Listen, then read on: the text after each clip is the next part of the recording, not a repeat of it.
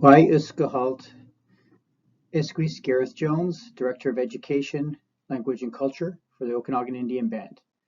This presentation is to update community on the current status of the new Cultural Immersion School through the design and construction phase. Before I begin, I just want to acknowledge the contributions so far from the OKIB community, the school staff, children and parents, Chief and Council, the School Design Committee, as well as CML Project Management Team, as well as Iredale Architectural Firm.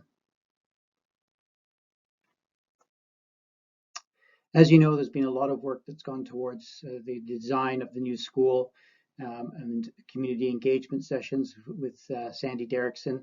And we've got to the point of where our design has been submitted to Indigenous Services Canada. It's been approved in terms of the architectural work and the design for it. We've passed all of the check marks and put into place.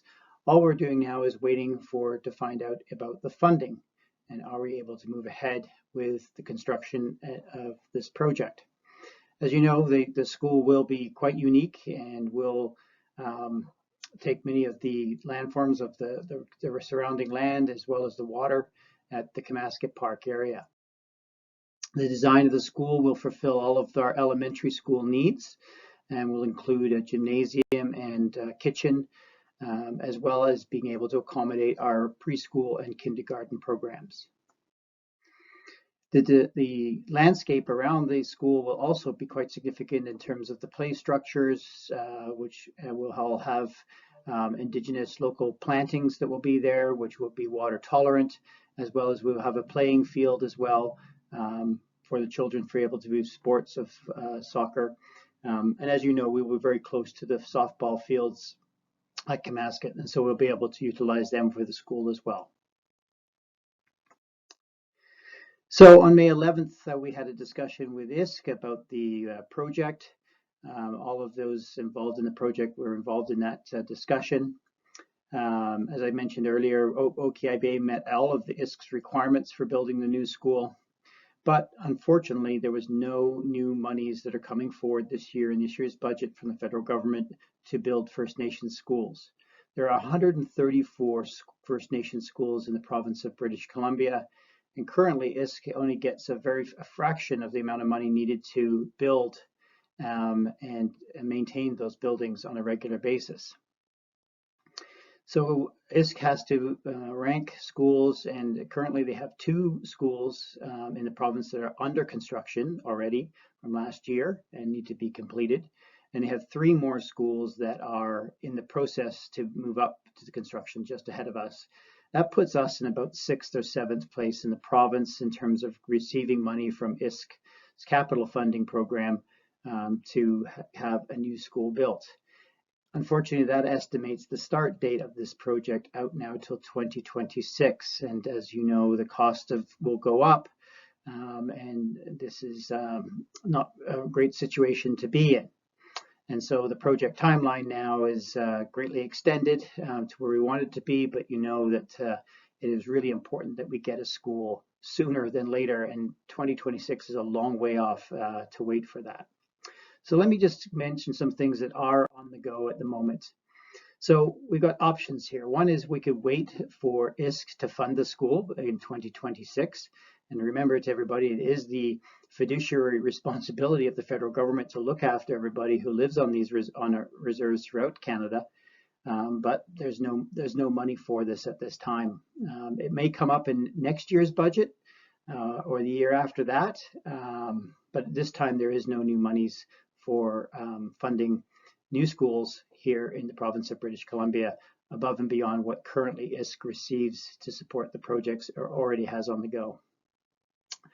We have some other things to think about here too, is that we know we want to put the school in Kamasket Park, but we also want to think about long-term about what are the needs of the community itself. And so this discussion already, and our executive director is leading the way forward in terms of developing a comprehensive community plan for Okanagan Indian Band, and to think about where the placement of buildings and resources can go in terms of looking for the future of OKIB for the next 20 to 40 years in terms of what will be needed.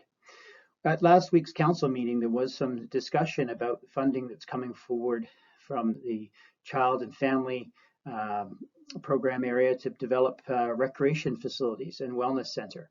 And Peter Vlahos introduced the idea of having building a gymnasium, recreation facility, and kitchens down at Camasket, and that would help to sort of ease some of the financial costs associated with the school. So this would be maybe a separate building from the school, and would allow us to run those community events as well as having the school being able to use those, but it would help to reduce the cost of building the school as well. So that's an option to think about.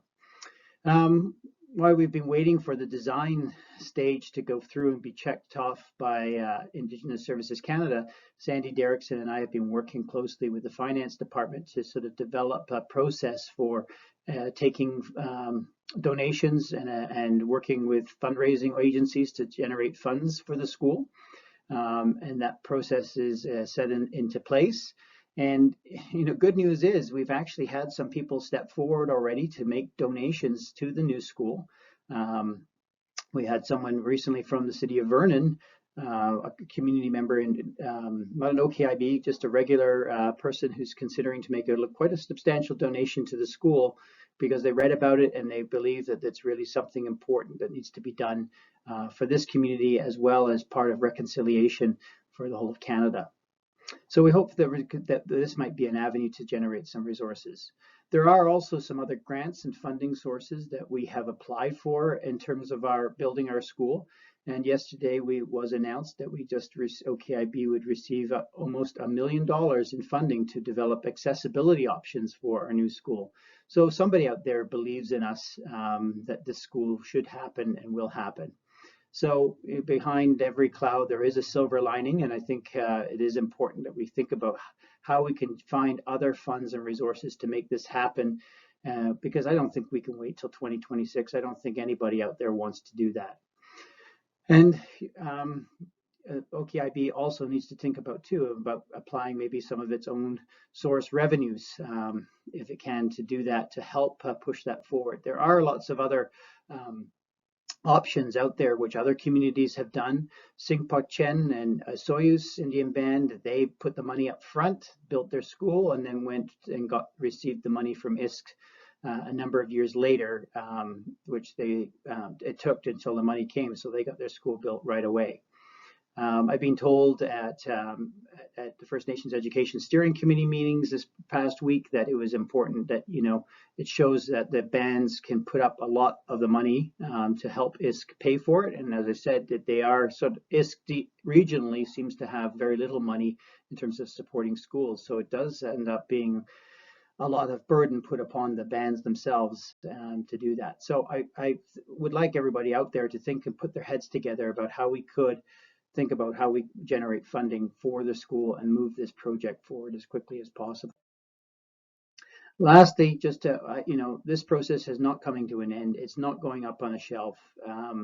I'm very motivated to make it happen and keep it moving forward. And with the announcements of this funding that we received yesterday, it really kind of makes us feel good about it.